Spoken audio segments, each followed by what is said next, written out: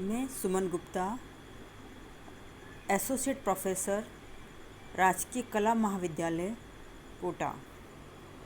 मैंने आपको अभी तक प्राकल्पना का अर्थ बताया है, परिभाषा बताई है और प्राकल्पना के प्रकार बताए हैं मैंने आपको।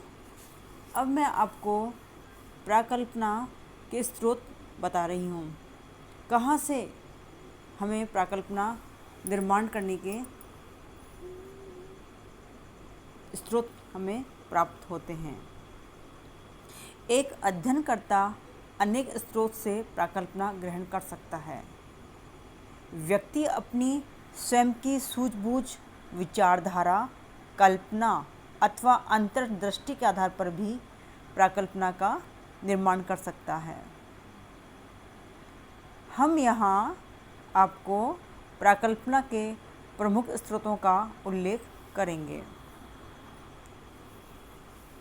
सबसे पहले बता रही हूँ मैं सामान्य संस्कृति। प्रत्येक समाज की एक संस्कृति होती है। उसके सदस्यों की रहन सहन, खान पान और वस्त्र की एक शैली होती है। परिवार, विवाह, नातेदारी और सामाजिक संस्थाओं तथा आचरण के नियमों में एक रूपता पाई जाती है, जो कि उनकी एक सामान्य संस्कृति का निर्माण करती है। ये सामान्य संस्कृति भी प्राकल्पना के विकास में सहायक होती है। सामान्य संस्कृति के अंतर्गत 3 बातें प्रमुख हैं: सांस्कृतिक पृष्ठभूमि, लोक विश्वास तथा सामाजिक परिवर्तन। मैं यहाँ आपको इन तीनों ही पक्षों का उल्लेख करूँगी। सांस्कृतिक पृष्ठभूमि। सांस्कृतिक पृष्ठभूमि भी विज्ञान के विकास और प्राकल्पनाओं के निर्माण में महत्वपूर्ण भूमिका निभाती है। एक देश की सांस्कृतिक पृष्ठभूमि इस प्रकार के वातावरण को जन्म देती है जो विज्ञान के उद्भव और विकास को प्रोत्साहित या हतोत्साहित करता है। आधुनिक भौतिक विज्ञान का विकास और स्वयं समाजशास्त्र का विकास पश्चिमी देशों और अमेरिका में ही क्यों अधिक हुआ, अन्य देशों में क्यों नहीं? इसका कारण भी उन देशों की सांस्कृतिक पृष्ठभूमि और सांस्कृतिक मूल्य है। अमेरिका और भारत की सांस्कृतिक पृष्ठभूमि में भिन्नता होने के कारण दोनों देशों में निर्मित प्राकल्पनाएं भी भिन्न भिन्न प्रकार की होती हैं। भारतीय संस्कृति में आध्यात्मवाद, धर्म, सामूहिकता, संयुक्त परिवार, प्रथा, नातेदारी, जाति व्यवस्था आदि का विशेष महत्व है। इसलिए भारत में कोई भी प्राकल्पना इन पर आधारित हो सकती है। दूसरी ओर पश्चिमी समाजों में व्यक्तिवाद का अधिक बोलबाला है। वहाँ जीवन के प्रत्येक क्षेत्र में व्यक्तिवादिता को महत्व दिया जाता है। वहाँ व्यक्तिगत सुख का संबंध कई बातों से जोड़ा जाने लगा है। वहाँ व्यक्तिगत सुख के प्रसंग को लेकर अनेक प्राकल्पनाएं बनाई गई हैं। दूसरी ओर हम देखते हैं भारत में संयुक्त परिवार, जाति प्रथा, छुआछूत, जजमानी प्रथा, पंचायत व्यवस्था आदि को लेकर महत्वपूर्ण प्राकल्पनाएं बनाई गई हैं। उदाहरण के लिए संयुक्त परिवार में पुरुषों की अपेक्षा स्त्रियों की स्थिति निम्न होती है। उच्च जातियों की तुलना में निम्न जातियों की सामाजिक स्थिति निम्न होती है आदि।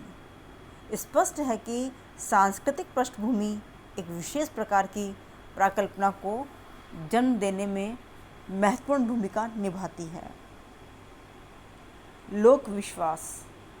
प्रत्येक संस्कृति में कुछ ऐसी सामान्य मान्यताएं एवं विश्वास पाए जाते हैं जिनकी अभिव्यक्ति कहावतों, मुहावरों, दोहों, तुकबंदियों, सूक्तियों आदि के द्वारा होती है। चूँकि इनका प्रचलन समाज में एक लंबे समय से होता है, अतः कई लोग तो इन्हें सहज रूप में स्वीकार कर लेते हैं, किंतु ये कहावतें और विश्वास वास्तव में कहाँ तक सत्य हैं, ये जानने के लिए अनुसंधानकर्ता इनमें से किसी को भी प्राकल्पना मानकर अध्ययन कर सकता है। सामाजिक परिवर्तन। कोई भी समाज और संस्कृति स्थिर नहीं है।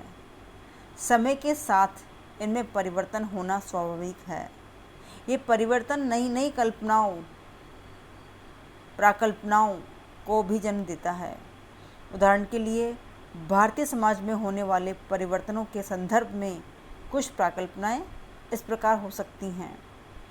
भारत में जो औद्योगिकरण एवं नगरीकरण बढ़ता जाएगा, संयुक्त परिवार टूटेंगे तथा जाति प्रथा का विघटन होगा। शिक्षा के प्रसार के साथ साथ भारतीय समाज में स्त्रियों की प्रस्थिति उच्च होती जाएगी। प्रजातंत्री मूल्यों के प्रसार के साथ साथ समानता की भावना में वृद्धि होगी आदि। वैज्ञानिक सिद्धांत। कई प्राकल्पनाओं का आधार समाज में पूर्व प्रचलित वैज्ञानिक सिद्धांत होते हैं। अनुसंधानकर्ता इन सिद्धांतों पर ही कई अन्य सामान्यीकरण करते हैं और ये सामान्यीकरण ही प्राकल्पनाओं के रूप में ग्रहण कर लिए जाते हैं। मार्क्स के वर्ग संघर्ष सिद्धांत पर ही समाज वैज्ञानिकों ने वर्ग से संबंधित अनेक प्राकल्पनाओं का निर्माण किया है। सादृश्यताएं। कई बार समरूपताएं भी प्राकल्पनाओं को जन्म देती हैं। हर्बर्ट स्पेंसर ने सामाजिक सावयव की कल्पना जीवों की शरीर रचना से ही ग्रहण की थी। वे समाज को भी एक शरीर की भांति मानते हैं। कुछ विशेष प्रकार के व्यवहार मानव और पशु में समान रूप से पाए जाते हैं।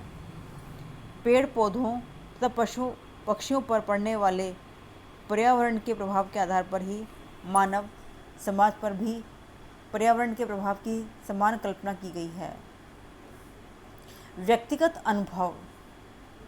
कई प्राकल्पनाएं व्यक्तिगत अनुभवों का भी परिणाम होती हैं। अपराधी जन्मजात होते हैं। इस प्राकल्पना को सैनिकों के अध्ययन से संबंधित अपने व्यक्तिगत अनुभवों के आधार पर ही ग्रहण किया था। न्यूटन की पृथ्वी की गुरुत्वाकर्षण शक्ति की प्राकल्पना, डार्विन के अस्तित्व के लिए संघर्ष की प्राकल्पना तथा माल्थस की जनसंख्या वृद्धि की प्राकल्पना आदि अनेक व्यक्तिगत अनुभव का ही परिणाम है।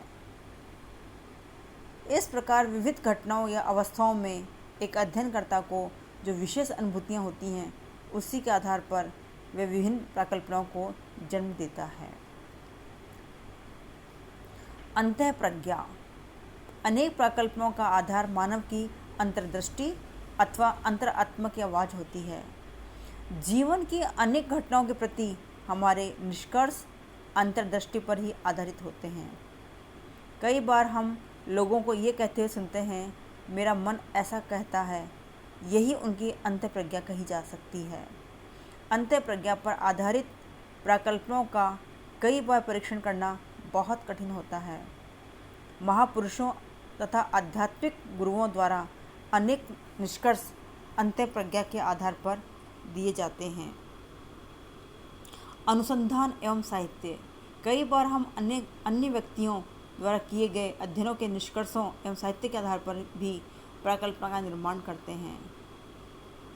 हम कविता, साहित्य, दर्शन, समाजशास्त्र, नरजाति विज्ञान, कलाकारों और चिंतकों के मानव में सामाजिक संबंधों पर आधारित सिद्धांतों के आधार पर भी प्राकल्पना का निर्माण कर सकते हैं। धन्यवाद।